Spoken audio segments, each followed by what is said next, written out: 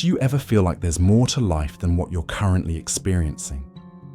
Like there's a depth beneath the surface, something vast and quiet that you can sense but can't quite reach?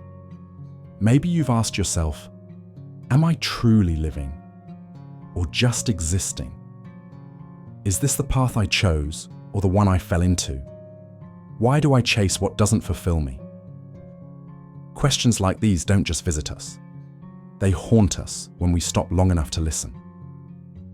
Today, we're exploring the art of asking life's big questions. Because in a world obsessed with instant answers, taking the time to ask a meaningful question is an act of rebellion and of wisdom. Asking the right questions can change the direction of your life. Because without reflection, the human mind becomes like a cluttered room, full but directionless. Every great journey, every philosophical breakthrough began not with an answer, but with a question. Socrates asked, "What is the good life?" Marcus Aurelius asked himself daily, "What is within my control?" Epictetus questioned, "What disturbs my peace? And why do I allow it?" These questions weren't abstract. They were practical tools to build a better soul. Yet today, we live in an age where questions are often shallow. We ask Google before we ask ourselves. We seek shortcuts instead of insights. But the truth is, meaning doesn't come from information. It comes from inquiry. In 2025, amid constant scrolling, digital noise, and endless comparison, asking the right questions is no longer optional. It's essential. Because without reflection, the human mind becomes like a cluttered room, full but directionless. Big questions clear the space. They help you see what truly matters. So, how do you begin asking the big questions? Let's break it down. 1. Identify your curiosity. Start by noticing where your mind naturally lingers. What topics make you restless?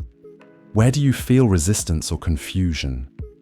It might be your career, that quiet feeling that success isn't as satisfying as you hoped.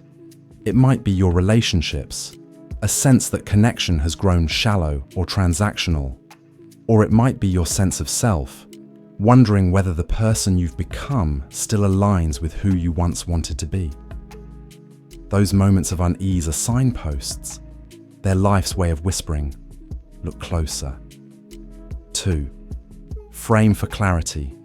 A vague question like, why am I unhappy, is too broad to yield truth, but refine it into, what specific moments in my week make me feel most alive, and which ones drain me? That's a question you can observe. You can test it, journal it, track it. Big questions don't always need big words, just clear ones. 3. The power of why. The philosopher's favorite tool. When you ask why repeatedly, you strip away illusions. I'm anxious. Why? Because I feel uncertain. Why? Because I can't control the outcome. Why does that bother me? Because I tie my self-worth to success. That's Stoicism in motion. Each why is a mirror, revealing what lies beneath your reactions. Seneca once said, "If a man knows not to which port he sails, no wind is favourable." Asking why helps you discover your port. Let's talk about how to explore these questions deeply. Journaling as a mirror. Journaling is one of the oldest and most powerful tools for self-examination. It turns thoughts into tangible forms. Marcus Aurelius's Meditations wasn't written for us. It was his nightly dialogue with himself. You can do the same. Start small. Pick one question per day. Write without editing. Don't worry about being wise or eloquent. Just write honestly. Here are a few prompts to begin with. What am I chasing? And what am I running from? What would my life look like if I stopped pretending? What do I truly value, not just what I say I value? Writing slows the mind. It allows scattered thoughts to line up and speak. Socratic dialogue and external perspectives. Sometimes the best answers come not from solitude, but from conversation. Socrates' entire method was built on dialogue. He didn't lecture. He questioned. He believed truth emerged in the space between two minds, through honest, humble inquiry. Find someone you trust, a friend, mentor, even a book or a documentary, and exchange questions, not to debate, but to understand. You'll find that explaining your confusion often brings clarity by itself. Mindfulness and introspection. Big questions need silence.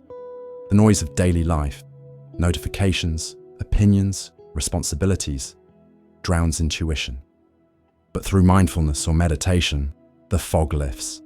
Sit in stillness, observe your thoughts, and you'll notice patterns. The same questions returning again and again. Those recurring thoughts aren't random. They're summons. Something within you is calling for attention. When you finally sit long enough to hear them, that's when transformation begins. But let's be honest, asking big questions is not easy. It can shake the ground you stand on. You might realize that what you've been pursuing, money, status, approval, no longer holds meaning. You might confront beliefs inherited from family, culture, or religion that no longer align with who you've become. This process can be uncomfortable, even painful. But remember, discomfort is not a sign of failure. It's the birthplace of growth. When a question unsettles you, stay with it. Don't rush to patch it with easy answers. In Stoicism, this patience is a form of strength. The Stoics taught that peace is not found by escaping struggle, but by understanding it. So be patient. Let the question breathe. Sometimes the answer doesn't appear as a sentence, but as a shift in how you live. One day you'll notice that a decision feels lighter, a habit breaks naturally. That's an answer, wordless but true. And as one answer fades, another question emerges. That's not a circle, it's a spiral. You're evolving. The poet Rainer Maria Rilke wrote, "Be patient toward all that is unsolved in your heart, and try to love the questions themselves."